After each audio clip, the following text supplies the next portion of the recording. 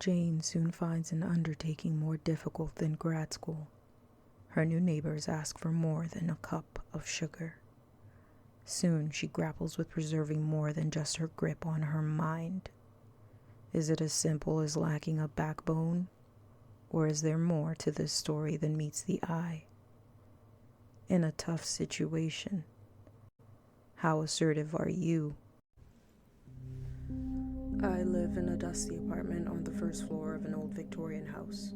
The windows are painted shut, and the heating bill in the winter is almost unforgivable, but it's cheap, and it does have its charms. That's how I found myself staying there for 3 years already while I was dragging myself through grad school. You can forgive a lot for cheap rent. I'd never had a problem with our upstairs neighbors. They were nice enough, but mostly kept to themselves, which honestly was always my preference. Sometimes I'd hear their dog or those sex noises neighbors always seem to make at inopportune times, but really they were fine. Then they moved away, like all good neighbors do. Then the new neighbors moved in, like all bad neighbors do. I didn't see them in person, but I'd hear them moving around upstairs. Normal neighbor noises for a couple months. Then, a baby. I still remember the first time I heard that baby. I was working on a big paper and was holed up at my desk, surrounded by no less than 5 half-full coffee mugs. Its cry ripped through my apartment walls like lightning. I looked down to see my cat had sprinted into the room with me, clearly confused by what the sudden and horrifying noise was. He looked up at me wide-eyed as I reached down to pet his furry ginger head. "Don't worry, bud. We'll get used to it," I said, more to convince him than myself. A couple weeks later, there was a knock on the front door. I pulled back the curtain a little to see a young couple with a baby perched on the woman's hip. They seemed normal enough. She was wearing a blouse I'd seen at Target a couple weeks ago. He was wearing a sensible button-up, plaid. The baby was dressed in some horrible frilly thing, but you could hardly blame it as it didn't get to pick it out. I opened the door somewhat warily. I must have been a sight for them to take in. Hair weighed down with days' worth of dry shampoo, dark under eyes, and of course the omnipresent coffee stains on whatever I was wearing at any given moment. Hey, look guys, I know I sound like a slob, but grad school is hard, so I don't want to hear about it. The woman's smile faltered as she took me in. I must not have been the neighbor she was expecting. She recovered quickly, though. "Hi," she said brightly. "We moved in a couple weeks ago, and we were just getting settled in, but we thought we'd come introduce ourselves and invite you up. I've made muffins if you'd like to join us." I was never one to turn down free muffins. I'd never seen the upstairs apartment, but as expected, it looked pretty similar to my own. I had no clue how they were fitting both of them and the baby in the small space, but it looked like they'd done their best. Fresh chocolate chip muffins were on the counter, and she'd put up red checkered curtains in the kitchen. It was cute.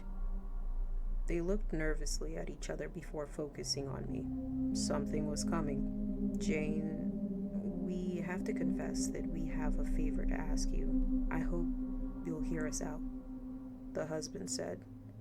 I nodded, unable to reply with my mouth full of muffin. If they were going to ask me to babysit, I had to think of a polite way to say hell no. The wife looked at him and nodded encouragingly. He took a deep breath and faced me again. My mouth was still full of muffin. "It's so small up here, and we were actually under the impression that we'd be able to rent the entire house, which is why we signed the lease. But, well, we were clearly mistaken. It's hard with the two of us and the baby, and we wanted to see if we could possibly take some space from you." "Space? Like storage space?" "There's a garage in the back you can use. I don't know if they told you about it." I said, swallowing down the rest of the muffin. Well, no. He looked at his wife again. We were wanting to use some living space. For reference, and I think it's important that you all know this, my apartment is 500 square feet. There's not a lot of space to borrow. Then the wife started crying. Big, messy tears came as sudden as turning on a fire hose. I was taken aback.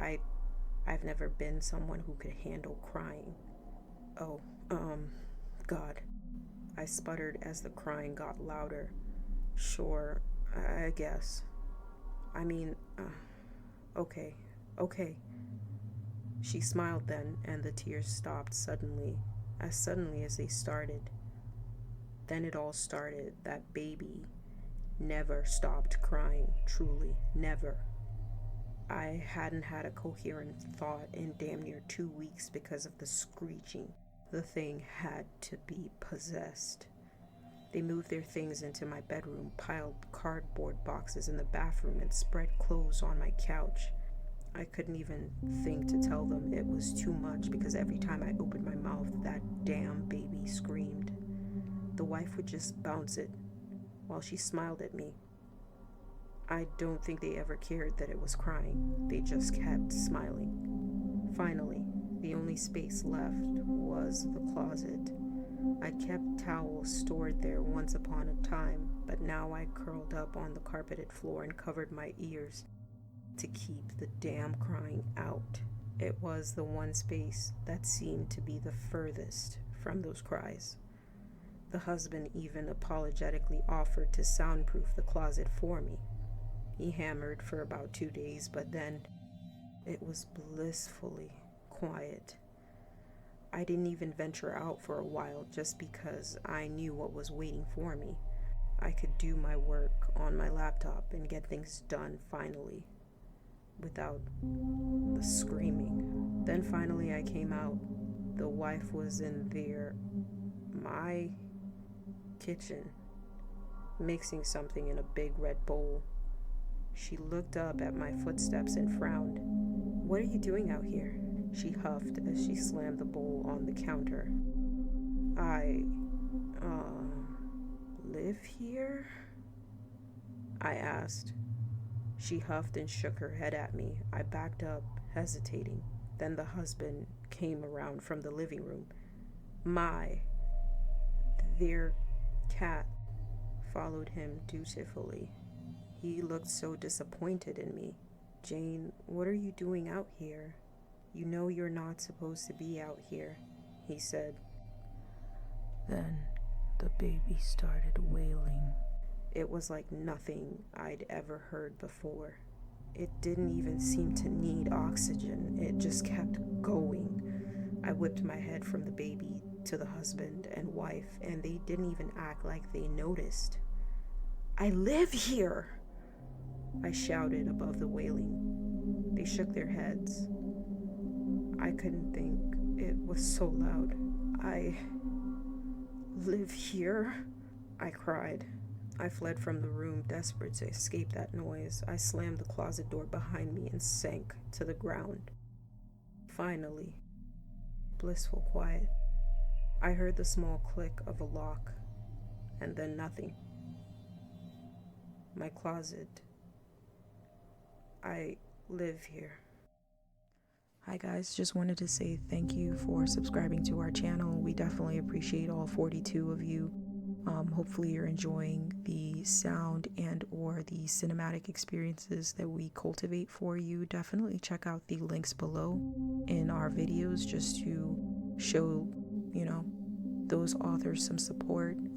We definitely have a bunch of links either directing you to the author's website or to their Reddit account so that you can get more experience with their work and their style of work if you're interested. But if you haven't subscribed already, please do. There's more to come. Thank you. Appreciate you guys. See you guys next time.